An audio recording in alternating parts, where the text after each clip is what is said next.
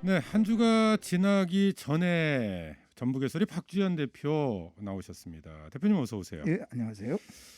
자, 장수군이 서울 태릉에 있는 육군 사관학교 유치에 나선다 뭐 이런 얘기가 들려왔었는데 뭐 다시 접었다 이렇게 얘기가 들려요. 예, 네, 이게 어떤 얘기예요? 예, 잠깐 이제 나왔다 들어간 얘기인데요. 장수군이 그 정부의 수도권 그 주택 공급 확대 정책과 맞물려서 이전 논의가 잠깐 일었었죠. 육군사관학교 유치 전에 뛰어들었다가 없던 일이 되고 말았는데요. 이제 그때 시기가 8월 4일인데 불과 한 20여일 만에 이제 없던 일이 된 그런 상황이 벌어졌는데요. 네, 8월 4일이죠. 정부가 8.4 부동산 대책 그 내놓는 아마 그날로 되는데 그날 이제 전북일보가 최초의 보도를 했어요. 장수군이 육군사관학교 유치 전에 나섰다라는 이제 보도를 하면서 도내 각 일간지들 또 방송사, 통신사들이 그 다음 날 계속해서 확대해서 이제 기사가 이제 나가고 그 여론이 이제 확산이 됐는데 결국 8월 25일 날 그 정세균 국무총리 아이러니하게도 또 우리 무진장 장수 이 지역을 그렇죠, 기반으로 네. 정계 입문했던 정세균 국무총리가 없었던 일로 사실무근이다라고 선을 그으면서 보름여 만에 그 무산된 그런 해프닝이 빚어진 내용입니다. 네. 근데 육군사관학교가 이전하려고 했던 건 맞습니까? 이전 논의가 없었던 건 아니었던 것 같습니다. 당시 그 국방부하고 국토교통부가 7월 28일 날 그 육군사관학교 인근 태릉 골프장 그 택지 개발 여부를 이제 합의한 그런 이후부터 이제 그 얘기가 공론화되기 시작했는데 네. 그 내부적으로 사실 그 태릉 골프장 부지 개발과 관련한 내용이었지 육군사관학교 전체를 이전한다 그런 얘기는 아니었는데 네. 이제 인근의 부동산 특히 이제 주택 공급 확대 정책과 맞물려서 육군사관학교가 이전하는 거 아니냐라고 하는 이런 그 소문설이 나돌면서 그 인근의 그 군부대를 유치하려고 해왔던 그동안의 그 지자체들이 너도나도 가세하면서 이제 유치전이 가열된 그런 양상을 보인 것이죠. 그러니까 뭐 공식 발표가 나거나 정부 차원의 어떤 뭐 공식적인 언급이 그렇습니다. 있거나 이런 적은 없었다 이 그렇죠. 말씀이신 거죠? 예, 예, 예. 네. 근데 어쨌든 육군사관학교 이전설이 불거지면서 눈독 들이는 지자체들이 많았을 것 같아요. 그렇습니다. 이제 강원도에서 가장 빠르게 이제 화천군이라든지 또 원주시, 홍천군이 유치전에 이제 가세를 했고요. 또 경기도에서 동두천시, 충남에서는 논산 계룡시, 또 경북에서는 상주시까지 이제 육군사관학교를 유치한다고 그랬는데 대부분 보면 이제 그 군부대 인접 그 지역들이 이제 가세를 그러네요. 했는데 네. 여기에 이제 우리 전라북도에서 장수군이 이제 가세를 하면서 적극적으로 이제 언론 그 홍보전에 나섰죠. 네. 근데 경쟁 정도가 좀 심해지면서 과열됐다 이런 표현도 있더라고요. 그랬죠. 각 지자체들이 서로 사활을 걸고 마치 그 유치전을 이제 펼치는 듯한 그런 양상을 보였는데 그게 이제 바로 지역 언론을 기반으로 해서 유치전이 이제 크게 이제 보도가 되고 그랬는데 대부분 지역 언론사들이 또는 그 해당 지자체가 강조한 게 이제 육군사관학교를 유치한 것이 대단히 어떤 공공기업을 그 유치한 것과 마찬가지의 그 경제적인 유발 효과가 있다.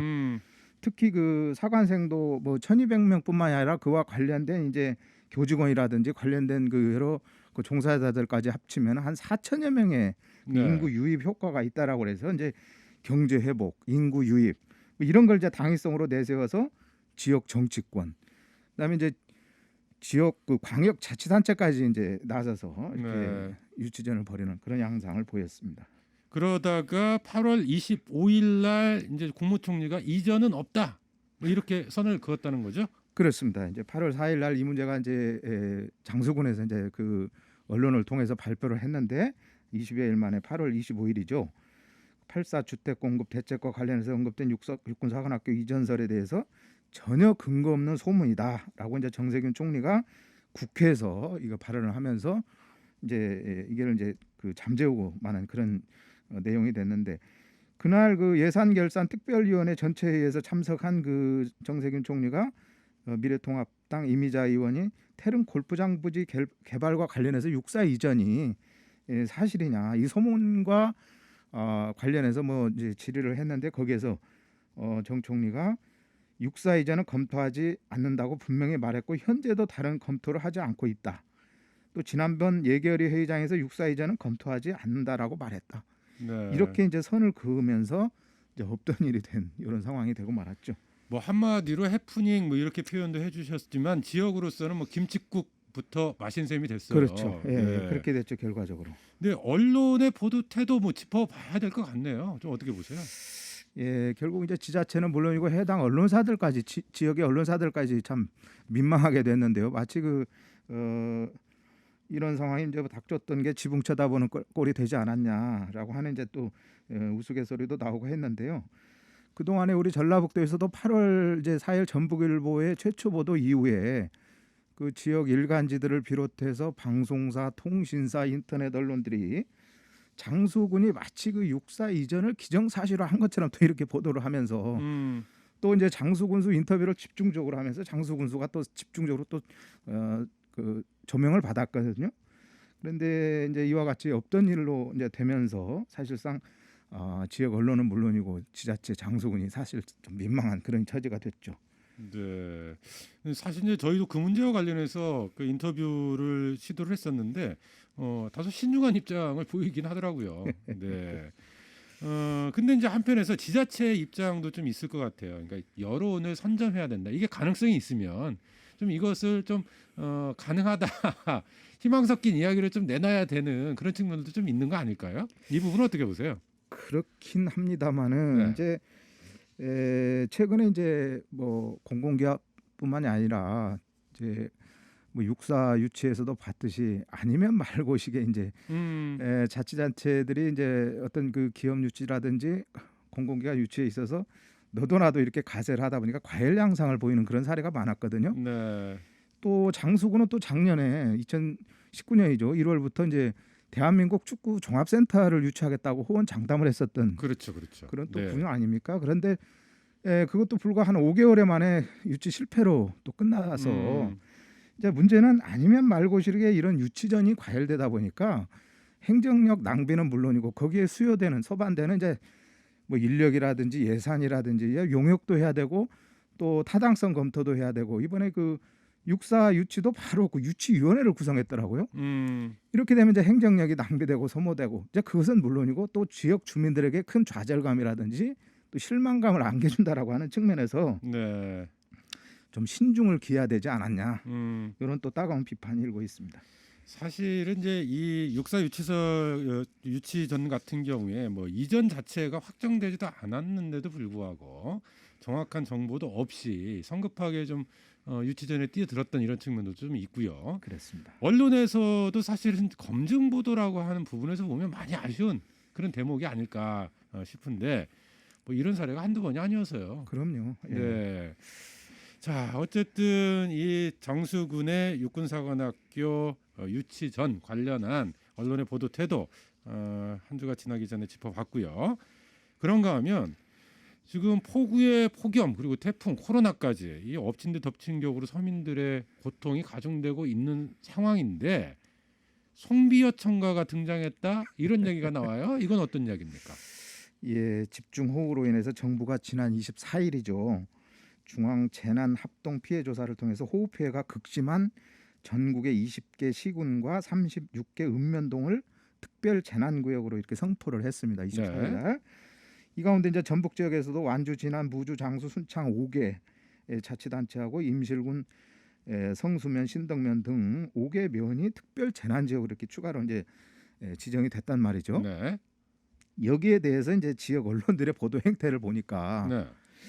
이제 다른 지역들하고 비교를 해보면 또 차이가 많이 났는데 특히 전라북도 지역 일간지들이 송지사가 이 특별 재난 지역에 또 어떤 혁혁한 그 결실을 맺은 그런 결과다라고 네. 이렇게 극찬을 하면서 또 평가를 이제 송지사에게 이렇게 돌리는 이런 제목들 네. 기사들이 유사한 기사들이 이렇게 많이 나오면서 이제 이게 이제 송비어천가 아닌가라고 하는 이제 이런 또 곱지 않은 그런 시선이 있었습니다. 그러니까 1차 특별 재난 지역 지정 과정에서 이제 전북 지역이 남원만 되고 다른 지역들이 빠지면서 좀 사실 여러 군데에서 그 문제 제기를 했었어요. 그랬죠. 그리고 그 다음에 최근에 이 특별 재난 지역에 이제 빠졌던 곳들 여기가 포함이 되니까 언론에서는 이게 송화진 지사 덕분이다. 그렇죠. 이렇게 일제히 보도하고 있다. 예, 그렇습니다. 네. 이제 우리 전라북도뿐만 아니라 전국의 음. 그 시군구 그 36개 읍면동이 이제 포함이 됐는데 네. 이제 우리 전라북도 지역을 국한해서 지역 언론들이 지나치게 이제 송 지사의 어떤 성과다, 결과다라는 데 이제 방점을 네. 찍어서 이제 보도하라는 그런 형태를 보였습니다. 혹시 실제 기사 내용 몇 가지 소개해 주실 수 있어요? 이제 이 문제를 그때 바로 당일날 그 전북민원연에서 전북 주요 뉴스 피클이라고 하는 그 모니터 보고를 이제 매일 이렇게 하는데요. 거기에서 가령 전북일보하고 전북도민일보의 어떤 보도 사료를 비교해서 이제 발표를 했는데요. 네. 이 보면은 이제 송 지사의 어떤 결실이라고 하는 특별 재난 지역 지정이 송 지사의 노력의 결실이다라고 하는 제목과 기사 내용이 아주 흡사했단 말이죠. 심지어는 우리 전북민원연의 모니터 보고서에 의하면은 거의 뭐 마지막 단락 하나 빼놓고는 그 내용이 유사할 정도로 전북일보와 전북도민일보 기사가요? 예, 그렇습니다. 이것은 네. 이제 도에서 그 지적을 그 홍보하는 그 미화한 그런 내용을 그대로 그 받아 쓴 거 아니냐? 이런 이제 따가운 또 의구심이 일었고요. 네. 이거 이제 그렇다 치더라도 이제 전북중앙신문에 이제 27일 사설에서 이제 이런 난세에 더욱 빛나는 리더십이라고 하는 이런 사설이 나왔는데 그 사설 내용이 바로 이제 송화진 도지사를 아주 칭찬하는 그런 사실이 되겠는데요. 난세의 영웅이네요. 그 사설이라고 하는 것은 상관 조정 기능을 해야 되기 때문에 냉철하게 세상을 읽고 또 판단하고 어떤 그런 상관 조정 기능을 해야 됨에도 불구하고 수해 복구를 위해서 정부 차원의 그 어떤 지원을 이끌어낸 송화진 도지사의 숨은 노력이 뒤늦게 조명을 받고 있다. 여기까지는 좋은데 지금은 춘추 전국 시대다. 예로부터 영웅은 난세에서 나온다. 코로나19라고 하는 위기 상황에서도 송 지사는 탁월한 대응 능력, 위기 대응 능력을 보여주었다. 이제 이런 네. 미화된 그 칭찬의 그 일변도의 그런 어떤 사설을 내보냈단 말이죠. 이게 이제 바로 그 이제 송별천가가 아닌가.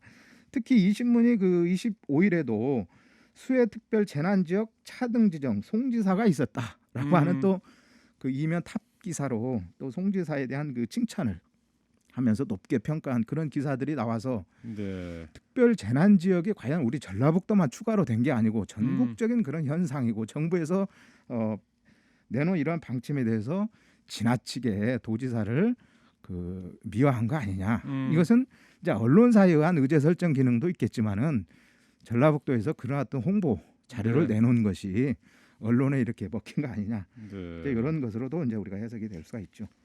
사실은 뭐 특별 재난 지역 지정과 관련해서 점검해야 될 부분들도 굉장히 많지 않습니까? 실제 지원 내용이 부실하다 뭐 이런 지적들도 좀 있고요. 사실 또 이런 어려움 속에서 고군분투하는 도민들의 노력이 있을 터인데 그 부분들보다는 이 지사의 공을 앞세우는 언론의 보도 이런 상황들이 왜 나온다고 보세요? 전체적으로 좀 짚어주신다면. 이제 아무래도 그 시도지사 협의회 회장을 맡았어요. 송화진 도지사가 최근에. 네. 야 거기에 대한 아마 이제 첫 결실이다라고 하는 이제 의미를 아마 두려고 하는 것 같은데 그것이 특별 재난 지역과 관련돼서 이렇게 이제 연결을 하다 보니까 지나치게 이제 뭐 좀 무리하게 좀 확대 해석한 거 아니냐. 이제 앞에서 우리가 장수군 사례도 봤고 이번에 그 도지사 어떤 그 송별천가라고 하는 따가운 그 비판에서 봤지만은 언론이 관에 무비판적으로 이렇게 보도를 하는 이런 자세 이게 이제 관행으로 그동안에 여겨져 왔단 말이죠. 네. 이것들이 그대로 노출된 거 아니냐. 언론이 관을 출입하면서 관에 대한 어떤 감시라든지 비판 기능을 제대로 수행을 해야 됨에도 불구하고 무비판적으로 보도 자료를 그대로 받아 쓰거나 관에 기대거나 관에 의지해서 기사를 쓰는 그런 행태 때문에 빚어진 그런 일들이 아닌가 이런 또 생각이 들었습니다. 사실 문재인 정권 등장 초기부터 뭐 송화진 지사 관련해서 대통령의 뭐 친구 뭐 이런 이야기들 하고요. 뭐 직통 전화 뭐 이런 이야기를 하면서 띄우기가 있었고 그 이후에도 수없이 많은 띄우기 언론 보도들이 좀 있었던 것 같아요. 그랬죠. 그의 반면에 뭐 송화진 도정을 비판하는 그런 기사나 이런 것들을 찾아보기는 굉장히 쉽지 않은데 그럼 그만큼 전북 도정이 잘 되고 있어서 그런 건지 아니면 문제가 있는데도 지적을 안 하는 건지 참 의구심이 들지 않을 수가 없는데 이게 근본적으로 뭐 전라북도가 언론 플레이를 잘해서 그렇습니까? 아니면 구조적으로 지역 신문들이나 이런 데서 도의 눈치를 볼 수밖에 없는 그런 구조적인 제약이 있는 겁니까? 예, 크게 저는 두 가지로 봅니다. 하나는 이제 아까 우리 진행자께서 얘기했지만 물론 도가 잘하는 면도 없지 않아 있죠. 열심히 뭐 하려고 하는 건 좋은데 이제 의혹이 앞서다 보면 또 이제 그 의혹 못지않게 이제 치적을 또 내세우는 그 이제 특히 홍보를 그 챙기는 그 업무 보고서에서 지나치게 과잉한 이런 그 홍보 자료를 그것도 아주 자주 내놓는 이런 이제 효과가 크다라고 하는 측면에서 이제 언론들이 그것을 아까도 얘기했지만 무비판적으로 이렇게 받아들일 게 아니라 다시 한번 곱씹어 볼 필요가 있는, 다시 한번 되짚어 볼 필요가 있는. 그래서 팩트 체크 기능이 굉장히 중요한데 여과 없이 나간다라고 하는 점이 이제 큰 문제가 되겠고요. 또 하나는 우리 전라북도의 그 홍보 담당을 하는 사람들을 보면 언론인 출신들이 많거든요. 이게 언론을 알기 때문에 언론을 또 이용하는 이런 관의 습성. 그래서 이제 우리가 관언유착이라는 말이 나오는데 네. 언론인 출신들을 기용을 하면서 언론의 습속에 맞는 보도 자료, 언론의 습속에 맞는 이런 자료를 또 내놓으면서 또 보도를 하도록 하는 이런 행태들 때문에 또 언론들이 또 거기에 또 그대로 또 스며드는 거 아니냐. 네. 이제 이런 문제점들을 우리가 들 수가 있겠죠. 자, 근데 한 가지만 끝으로 짧게 여쭤볼게요. 이게 전북 지역이 유독 심합니까? 다른 지역도 비슷한가요? 지역 신문들의 실태가. 가령 이번에 25일 날 전북민원연에서 이제 양쪽을 비교해서 전남하고 우리 전북하고 그러면은 네. 똑같은 이제 그 피해 대책을 정부에서 내놨을 때 어떻게 보도했는가. 음. 근데 우리 전북은 대부분 언론들이 송지사의 어떤 결실이다라고 방점을 찍은 데 반해서 광주일보라든지 전남이라든지 광주 전남의 그 메이저 언론들은 감사에 또 방점을 찍은 게 차이가 네. 크게 나타났거든요. 정부가 이렇게 피해 구제 대책을 뒤늦게나마 추가적으로 선포해 준 거에 대해서 이제 감사하다라고 하는 네. 지자체의 표시를 이제 감사라고 또 이렇게 표현했고 액면 그대로 또 이제 정부가 이렇게 추가적으로 재난지역을 선포해서 이제 앞으로 이렇게 신속하게 피해 복구가 이루어질 것이다라고 하는 이런 드라이한 이런 보도와는 달리 우리 전라북도는 한층 그것을 미화하고 업그레이드해서 네. 과잉 포장해서 보도한 점이 이제 아무래도 좀 특이한데 그런 것들이 이제 아마 좀 지역적으로 차이가 나는 그런 점이 되겠죠. 네. 앞서 기사 내용 소개한 것 중에 그 난세 영웅 사설 이건 또 두고두고 기억에 남겠네요. 그 내용도 참 볼만합니다. 네, 한 주가 지나기 전에 다시 본 뉴스였습니다. 전북 소리 박지연 대표였네요. 대표님 오늘 말씀 고맙습니다. 네, 감사합니다.